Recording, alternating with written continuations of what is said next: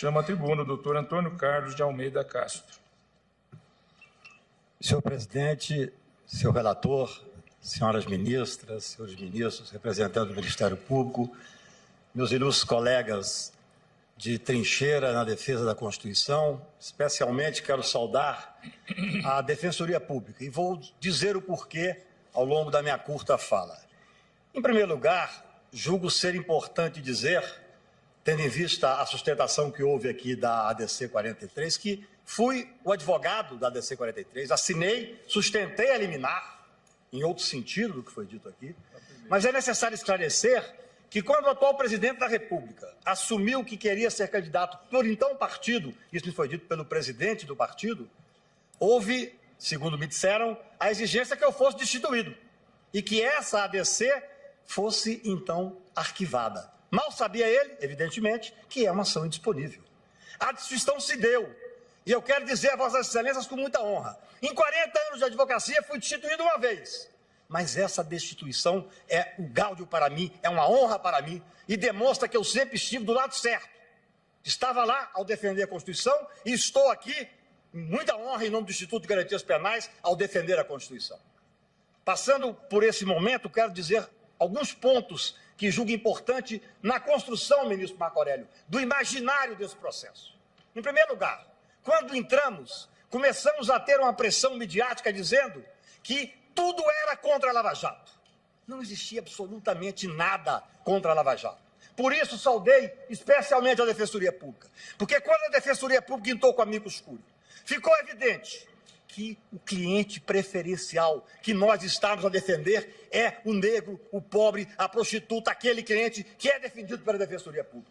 E a época da liminar, disse aqui dessa tribuna sagrada, que esse tribunal, disse com todo respeito, cometia uma incoerência, porque tinha julgado aqui o estado de coisas inconstitucional num julgamento histórico que elevou esse Supremo às cortes internacionais e logo depois flexibiliza um conceito constitucional para levar milhares e milhares de pessoas para essas masmorras medievais que são as cadeias brasileiras. Esse é um ponto que eu tratei quando tive a honra de ocupar a tribuna aqui, ainda na liminar. E é interessante, assim como nada tinha a ver com a Lava Jato, o segundo ponto, ministro Celso, com todo respeito, é dizer que essa ação foi uma ação programada para proteger, para beneficiar o ex-presidente Lula. Ora, quando entramos com a ação, em setembro de 16, o Lula não era sequer investigado.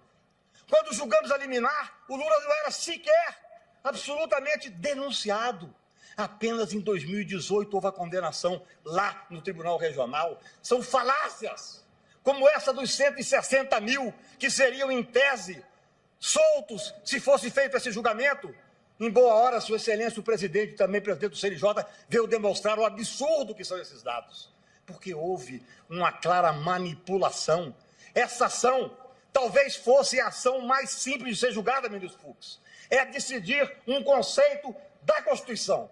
É cumprir ou não a clareza de um texto constitucional.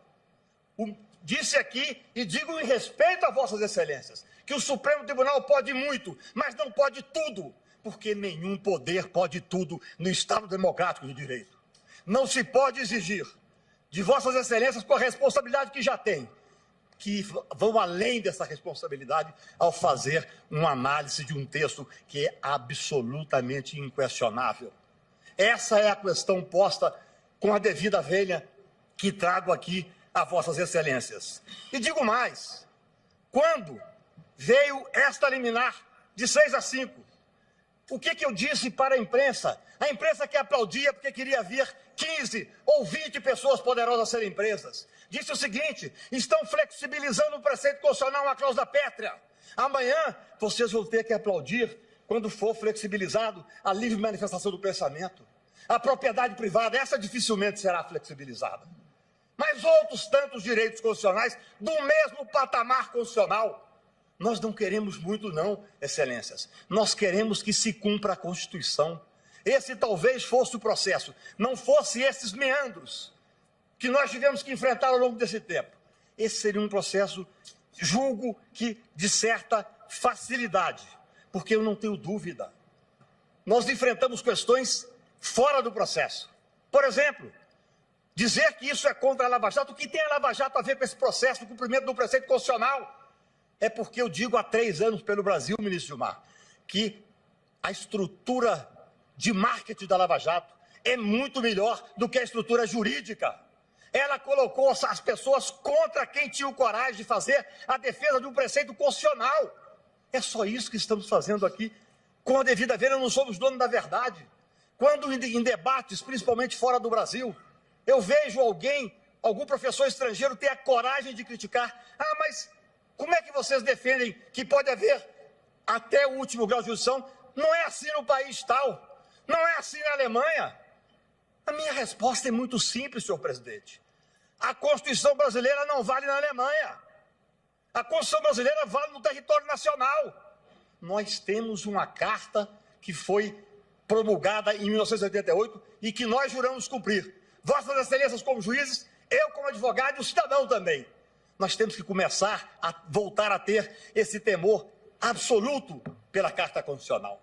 Vivemos num tempo, senhor presidente, em que cumprir a Constituição passou a ser um ato revolucionário. É absolutamente simples o que se pede nesse processo, embora com enorme repercussão. Não a repercussão apregoada muitas vezes de forma maliciosa até com a devida vênia pela grande mídia. Não! O que nós temos que fazer nesse processo, e eu peço vênia para repetir, é uma análise que o juiz tem que fazer ao interpretar um texto que é inequívoco.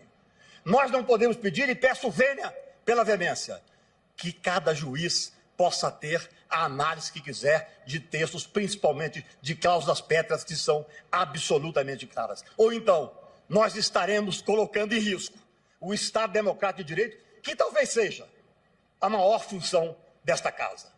Essa independência entre os poderes, com o respeito.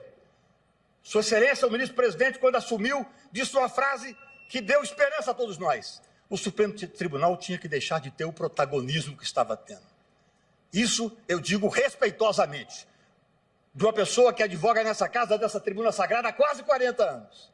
É com todo o respeito que eu digo, que o que se pede aqui, respeitando só para dizer uma homenagem ao ministro, ao professor Celso Antônio Bandeira, quando estava despachando com ele um dos memoriais que ele disse: Excelência, o que se pede é que se cumpra a Constituição. Obrigado.